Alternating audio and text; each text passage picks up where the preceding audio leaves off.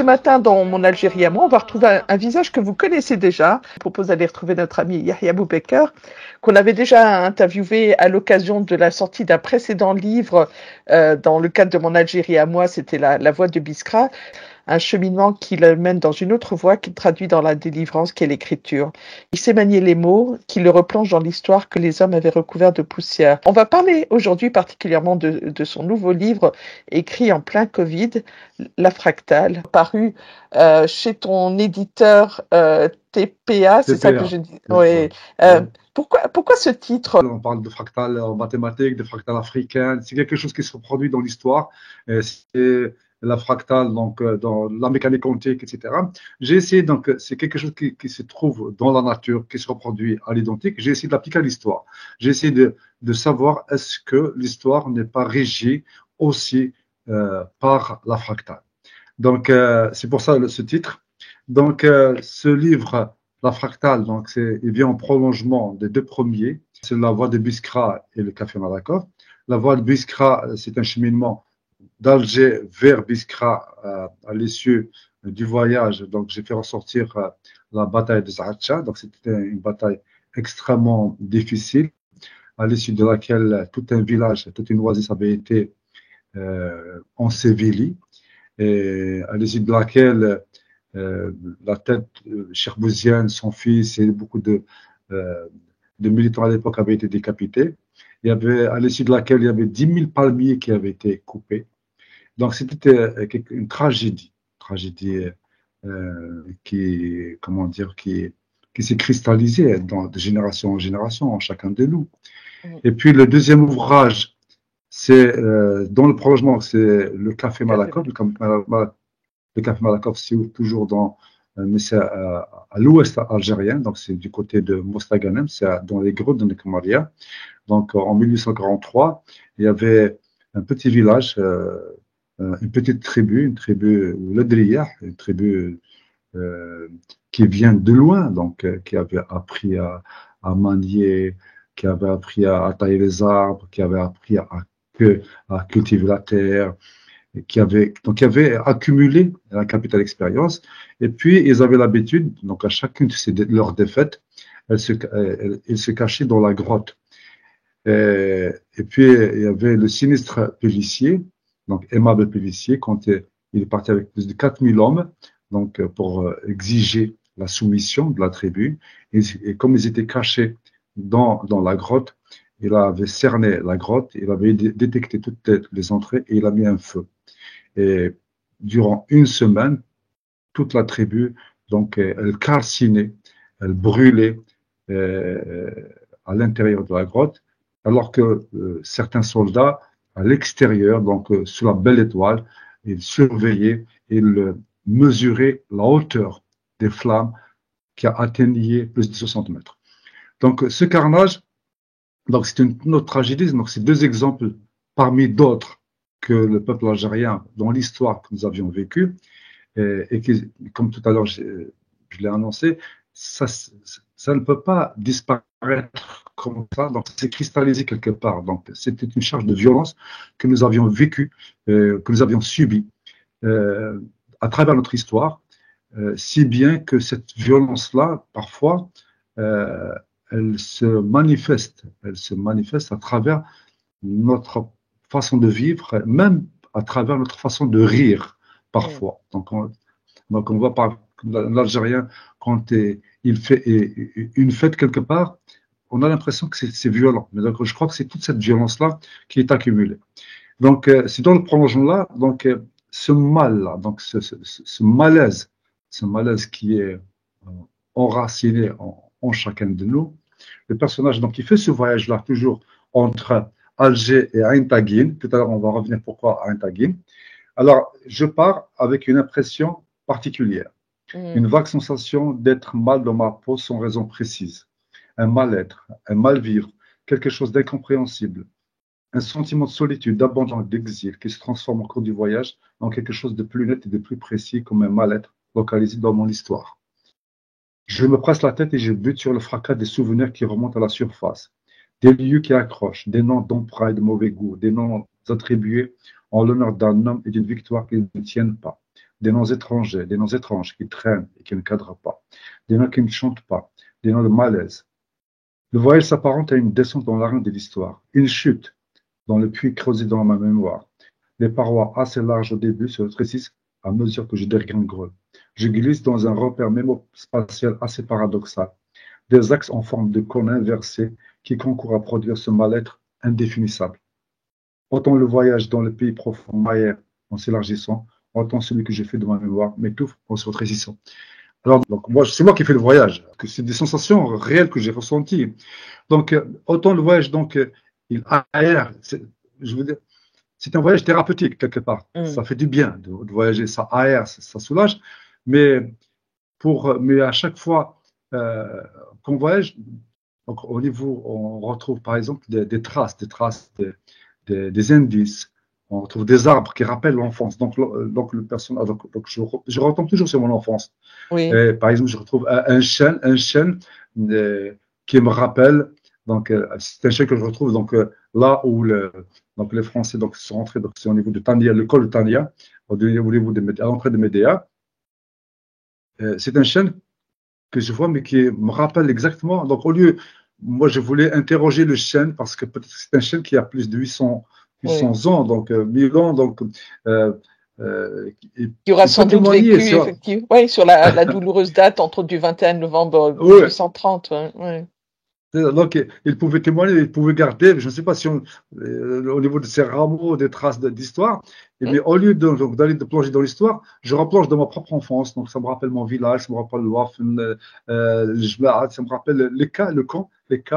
C'était au sommet du village, donc c'était un camp où on torturait. Et ça me rappelle aussi que les premiers longs mots que j'avais appris dans la langue française, c'était télécité. Donc à l'époque, c'était un moyen de torture.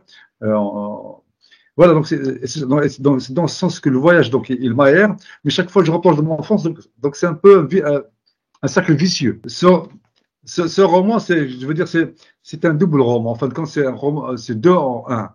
Alors, j'évoque l'histoire du mouvement national.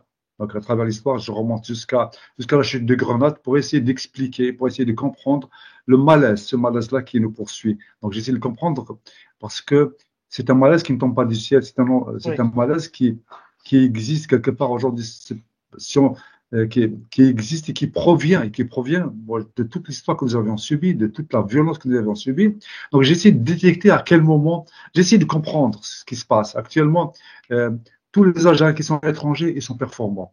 Nous avons réussi, toujours, tout le monde réussit. Par contre, ici, pratiquement toutes les entreprises qu'on fait, parfois, ça ne réussit pas du tout. C'est voué à l'échec. Les gens sont mal à l'aise, les gens, je ne sais pas, nous avons nos propres enfants qui traversent la Méditerranée, ils partent alors que alors que nous sommes le berceau de l'humanité. Je veux dire que l'Algérie, ou bien le Numidie central, ou bien l'Afrique du Nord, c'est dans l'histoire, je ne sais pas, les fouilles de Bouchut, elles ont démontré maintenant scientifiquement que nous sommes le berceau de l'humanité, nous sommes là depuis 2,5 millions d'années. Comment se fait-il donc, comment dire, que nous sommes ici de ce pays, de ce territoire, de cette terre qui est riche, qui est pleine d'atouts, comment se fait-il qu'on est en train de la déserter? Il doit y avoir quelque chose de profond. Et c'est ça le but de la fractale. J'essaie modestement de contribuer, d'essayer d'expliquer ce qui ne va pas, tout simplement. Voilà. L'enseignement de l'histoire, de la façon qu'elle se fait aujourd'hui, pas seulement en Algérie, un peu partout dans le monde. Donc, pratiquement, c'est rébarbatif, c'est des dates, etc. Et une méthodologie qui est très complexe parfois et qui n'est pas, comment dire, qui n'est pas palpable, qui n'est pas. Alors moi, j'ai essayé d'écrire l'histoire autrement. Donc, j'essaie parce que c'est un travail. Comment dire, je ne suis pas historien, mais j'ai fait un travail d'historien, c'est-à-dire que j'ai vraiment fait des fouilles, j'ai cherché, il y a tous les faits que j'ai évoqués ici, ils sont étayés par une documentation, mais je l'ai écrit de façon romanesque, je l'ai écrit de façon, parce que j'aime la littérature aussi, donc j'aime les mots, donc pour le rendre accessible, pour le rendre attrayant, j'ai essayé de façon objective, c'est-à-dire que je n'ai pas été complaisant. parce que je n'étais complaisant ni avec nous-mêmes, ni avec les étrangers, mais tout simplement, j'essaie de restituer les faits tels qu'ils s'est déroulés.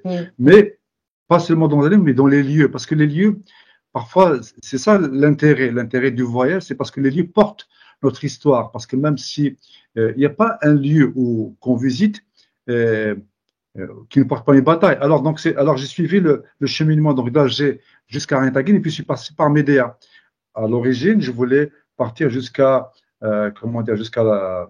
Rintaguen, tout simplement. Mais par la suite, c'est quand je suis arrivé à Médéa. Donc, alors Médéa, c'est une très belle ville qui vient de très loin, etc. Euh, donc, on se rappelle des vignobles qui étaient là-bas, des vignobles qui étaient magnifiques. Je sais pas, il y avait beaucoup de choses. Donc, à Médéa, il y avait l'histoire, il y avait les Iliades. Et puis, j'ai appris en arrivant à Médéa que les victimes, donc les otages, la prise d'otages, les victimes donc de la Smala, de l'émir Abdelkadr qui avait été défaite donc le 16 mai 1843, ils avaient paradé là-bas. Donc, j'avais appris, donc ils étaient acheminés. Donc, et c'est pour ça que je me suis intéressé un peu à la Smala de l'émir Abdelkadr. Et c'est pour ça. Alors, ils avaient paradé dans l'humiliation. Alors, le premier point donc qui m'avait interloqué, qui m'avait vraiment frappé, c'est que dans les guerres, même avant en général, on a toujours, comment dire, un minimum de respect aux vaincus. C'est-à-dire que quand la guerre est finie, et on ne vide pas le vaincu de son humanité. Donc, alors, ce qui s'était passé, donc la Smala avait été défaite. Pire que ça, c'est qu'on les a fait, on avait fait parader les victimes dans l'humiliation. C'est-à-dire que c'est un tas suprême de déshumanisation de la victime. C'est-à-dire que c'est vraiment extravagant comme, comme je sais pas, comme pratique. comme moralité de la guerre, parce que il doit y avoir un minimum de code, d'honneur. Bon, ça n'a pas été fait. Alors, je me suis intéressé un peu à la Smala, donc à la défaite de la Smala. Est-ce que c'est vraiment une défaite? Alors, c'est à travers un tableau de peinture, un tableau de peinture qui existe un peu partout, je crois, qui est pendu à Versailles. Donc, il est encore à Versailles aujourd'hui. Il me semble, oui. Oui.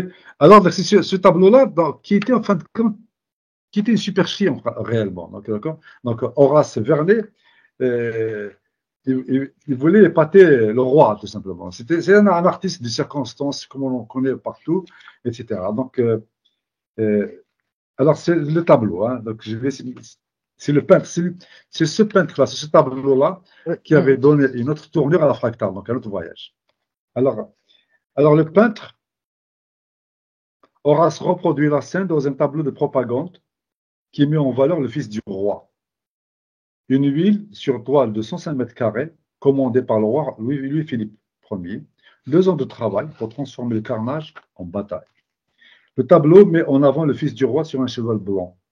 Une simulation d'un peintre qui peint une scène sur commande, un ordre qu'il reproduit, qu'il corrige et qu'il exécute.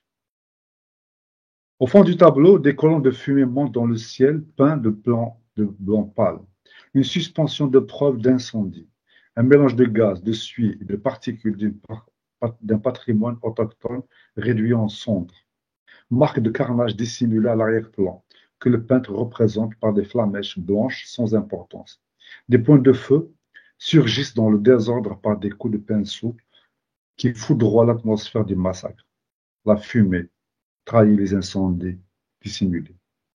Une simple couche de blanc, pur sombre, et qui rougeoie pour deviner la nature des feux qui crépitent dans la Smala. Des tentes qui prennent le feu avec les morts et les blessés qui n'ont pu fuir. C'est l'embrasement général d'un village sans défense que le peintre a reproduit à son insu. Une esquisse de la politique de la terre brûlée, d'un royaume jeté sur les routes. C'est la méthode de bijoux, des colonnes mobiles, d'équipements allégés et de l'artillerie à dos de mulet. Le but, là, c'est Bijoux qui parle. Hein. Donc, en fin de compte, il se trahit dans son tableau. Il se trahit dans son tableau pour démontrer réellement que ce n'était pas une bataille, c'était un carnage. Le but n'est pas de courir après les Arabes, ce qui est fort inutile. Ça, c'est Bijoux. Hein. Il est d'empêcher des Arabes de semer, de récolter, de pâturer, de jouir de leurs champs. Aller tous les ans leur brûler leur récolte ou bien exterminez-les jusqu'au dernier. Les assaillants sont sur des chevaux, alors que les autochtones sont à pied, à genoux ou debout, munis de fusils de décoration. Donc il a peint des autochtones, alors qu'en fin de compte, au niveau de la Smala, les officiers de l'émir n'étaient pas là-bas. Donc il avait choisi d'attaquer la Smala. On va voir, parce que c'était le trésor qui l'intéressait, le duc d'Aumale. Il avait attaqué la Smala au moment où il n'y avait aucun officier de l'émir qui Ouais. était là-bas. Y La compris l'émir était stratégie avait absent. opéré. Ouais, voilà, c'est ça. Hein. Ils ont attaqué au moment, effectivement, où la Smala était la plus fragile, j'allais dire. Ouais, ouais, Et ouais, avec des femmes et des enfants. mm, C'était un otage, c'était un village. Les assaillants sont sur des chevaux alors que les autochtones sont à pied, à genoux ou debout munis de fusils de décoration. En face d'une tente démontée, une bête apeurée s'enfuit. Un homme, au pied duquel un blessé pose sa tête, met en joue dans une scène cinématographique.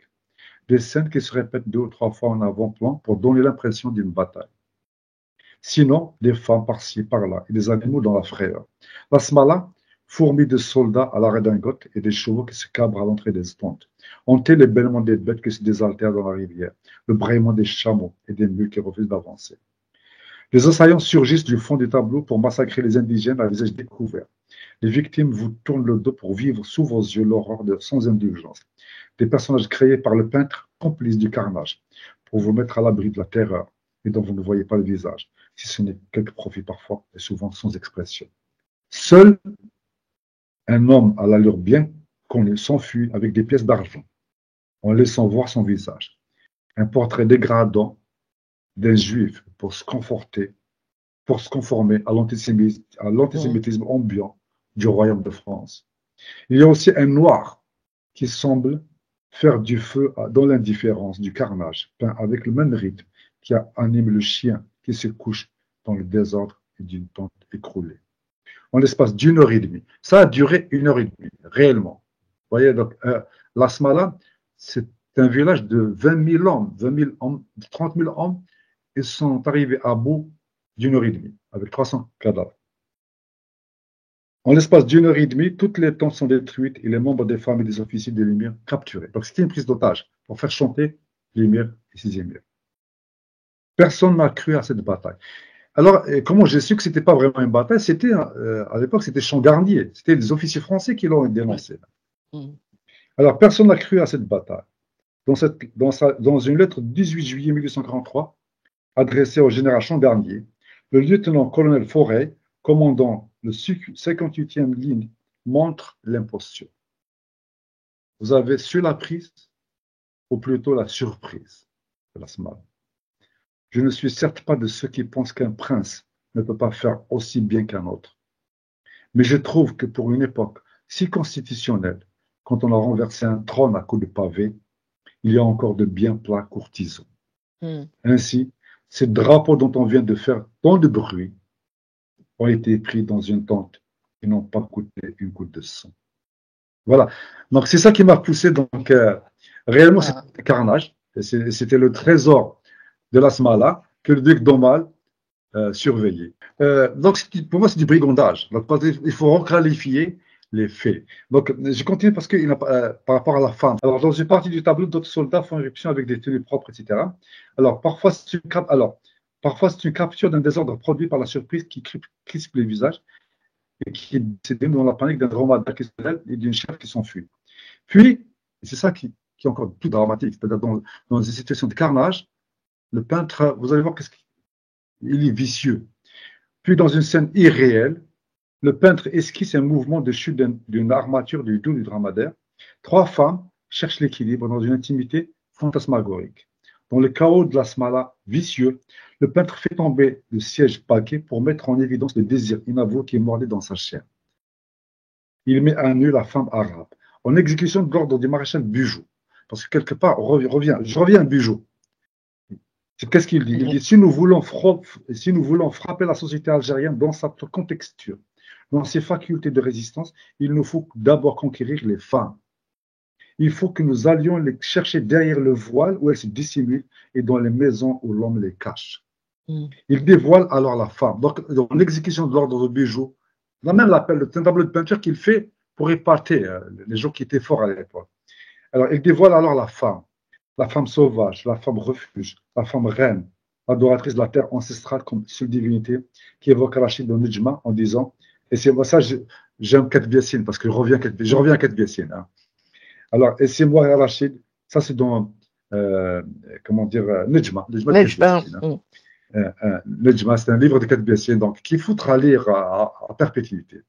Et c'est moi, Rachid, nomade en résidence forcée, d'entrevoir l'irrésistible forme de la Vierge aux abois, Kahina, mon sang, mon pays. C'est Dihya, dont la tête coupée roule toujours entre Tamjid et Damas, un rappel qui me saute à la gorge et qui m'étrangle. Le malaise qui avait baissé ses oreilles en route gonfle au fond de ma gorge. À la mort de Kesseila, Dihya, blessé dans sa chair, soulève les ondes de colère et bat l'armée Omiyed à Woudmeni, au nord des Aurès. 5 années plus tard, elle meurt au combat à Tebelka, mais elle ne meurt pas, puisque sa tête coupée, qui avait roulé jusqu'au calife Abdelmalik, accélère sa résurrection.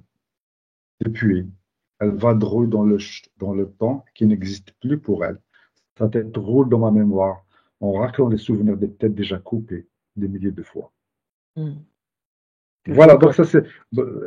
C'est vraiment, merci de ces partages, parce que c'est des rappels historiques, c'est des partages sur des romans, des livres incontournables, peut-être que tu l'as évoqué avec le magnifique ouvrage Nejma de Kateb Yassine qu'on encourage à lire et qui est accessible même pour des adolescents. En fait, il va nous falloir malheureusement conclure en quelques minutes. Je voudrais pas non plus, si tu m'autorises, je voudrais pas trop raccourcir cet entretien, mais il y a un point important qu'il faudrait qu'on évoque, au-delà de ces crimes avérés, documentés dans ton livre, les crimes commis par les colons, la colonisation. L'histoire algérienne aussi est bancale parce qu'elle est souvent basée sur des trahisons. On en a connu jusqu'à récemment des trahisons qui ont fait péricliter le peuple algérien, souvent dans la défaite ou dans le chaos. Très bien, parfait. Je reviens à la trahison. Qu'est-ce qui explique aujourd'hui qu'il y a des faits j'ai essayé de détecter dans notre histoire, c'est-à-dire qu'il a été défait parce qu'il avait été trahi. Gilles Virtal lui-même, dans l'histoire, donc il avait été trahi par quelqu'un, par son frère, par son gendre, son gendre, d'accord. Son gendre, d'accord. Donc c'est. En fait, ce sont des faits qui se reproduisent quand on analyse. Ben Ramadan, qu'il avait été trahi par ses frères. Karim Belkacem, lui, il avait été trahi. Donc, c'est quelque chose qui nous poursuit, qui nous provient de notre histoire, parce que on n'a jamais pu asseoir une civilisation entre nous.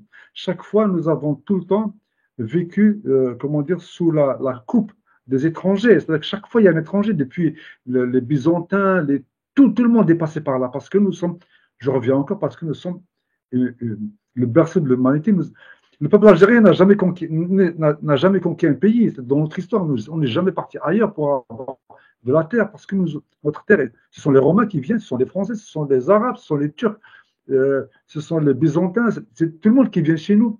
Donc, alors le fait d'être confronté tout le temps à des batailles, je crois on s'est approprié chaque fois l'histoire des vainqueurs, on s'est assimilé aux vainqueurs, y compris quand on parle de Saint-Augustin.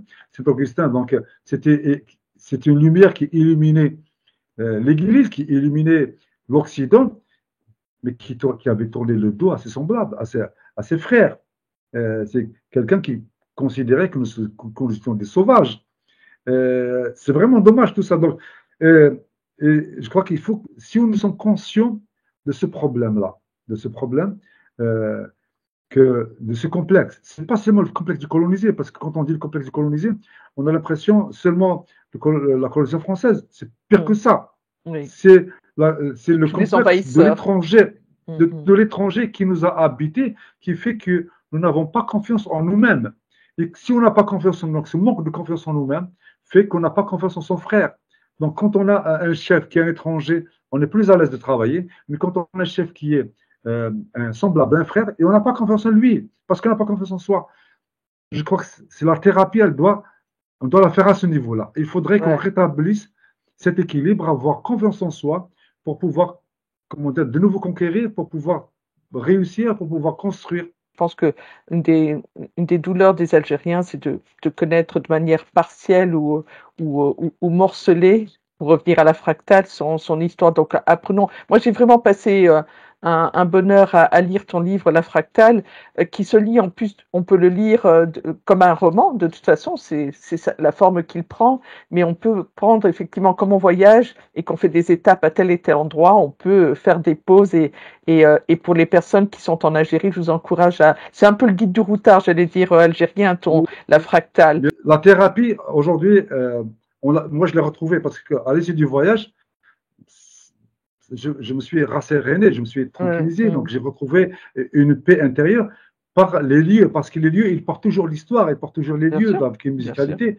parce que notre histoire aujourd'hui, parce que tellement les envahisseurs, ils ont essayé d'effacer notre histoire, donc que ce soit les Turcs, les Français, tout le monde qui est venu, ils ont essayé d'effacer notre histoire en changeant des noms des places, en changeant, etc.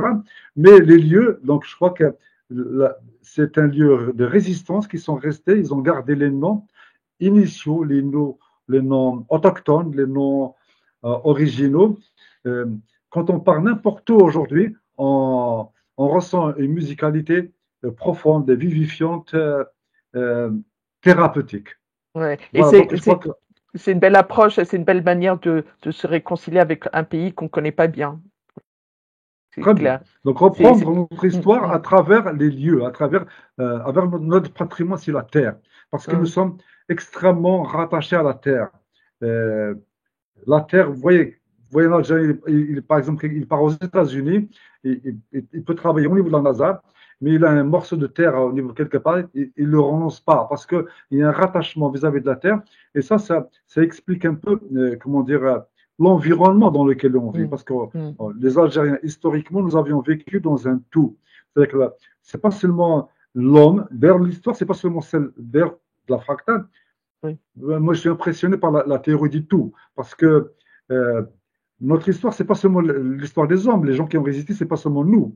Les, les, les palmiers qui ont été coupés à Biskra, ils ont Mhm. résisté, ils ont subi. Les Djurdjura qui abritaient les Moudjahidines, ils ont été bombardés, comment dire, Ils léchés sont par le toujours là. Mm, napalm, brûlés. C'est des montagnes qui ont été brûlées, des arbres qui mm. ont été coupés. Donc, l'environnement a subi la violence autant que les hommes. Donc, notre histoire, c'est un tout. Donc, et c'est pour ça qu'il faudrait reprendre attache avec la terre. La terre, c'est vraiment fondamental pour nous pour pouvoir reconstituer ce tout. À l'époque, moi, je l'ai appelé ici, c'est tout indigène. C'est tout indigène que la France a voulu fracturer, que les colonisations successives ont voulu fracturer pour nous avoir. Mm. Voilà, donc il faudrait reconstituer cette Algérie-là. Mon On va y Algérie à moi, c'est participer. ton Algérie à Oui. toi aussi. Bien Voilà, sûr, bah on oui, se rejoint. je t'écoutais attentivement et j'ai fait un voyage rapide de l'autre côté de la Méditerranée en Kabylie à cette terre qui m'est propre et qui m'est chère. On en parlerait des heures, mais on en reparlera. En tout cas, la fractale effectivement est disponible en Algérie. Est-ce que tes livres sont disponibles en France?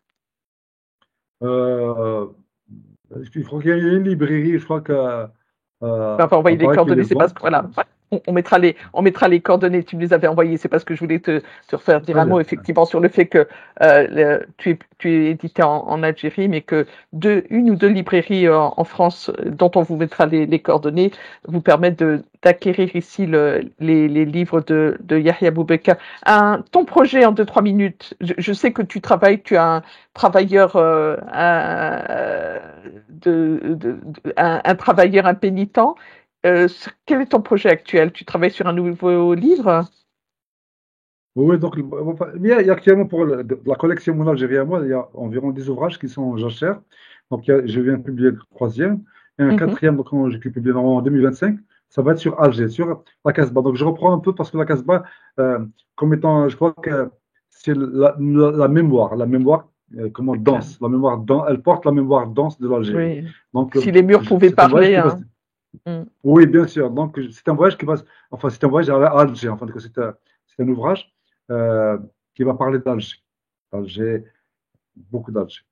Oui. Et je disais, Alger, c'est une ville aussi, comme bon nombre de villes algériennes qui ont gardé ce patrimoine Alger est une ville où il faut marcher. Je pense que pour qui prend le bonheur de marcher dans Alger, où il y a de toute façon trop de circulation, trop de trafic d'automobiles pour se déplacer sereinement, je pense qu'il faut, qui n'a pas, et moi c'est pareil, ça m'évoque tellement de souvenirs, pour apprécier Ouais. une ville comme Alger, il faut savoir marcher et puis monter, voilà, descendre tu vois, je veux dire la rue Michelet, on est tous emprunts encore de ces noms, de ces noms effectivement de la colonisation, la rue d'Idouche-Morad, descendre jusqu'à la Grande Poste et puis remonter, aller serpenter par la basse Casbah, traverser la Casbah, aller du côté de Notre-Dame d'Afrique, il y a des périples magnifiques. Donc, on attend impatiemment ton prochain livre. Euh, Merci beaucoup vraiment de cet échange. Merci d'avoir pris le temps de refaire cette intervention. Il y aurait tellement de choses à dire, mais on va se donner rendez-vous pour un prochain échange, si tu veux bien. Bien sûr, merci beaucoup, Samia, c'est très gentil. Merci.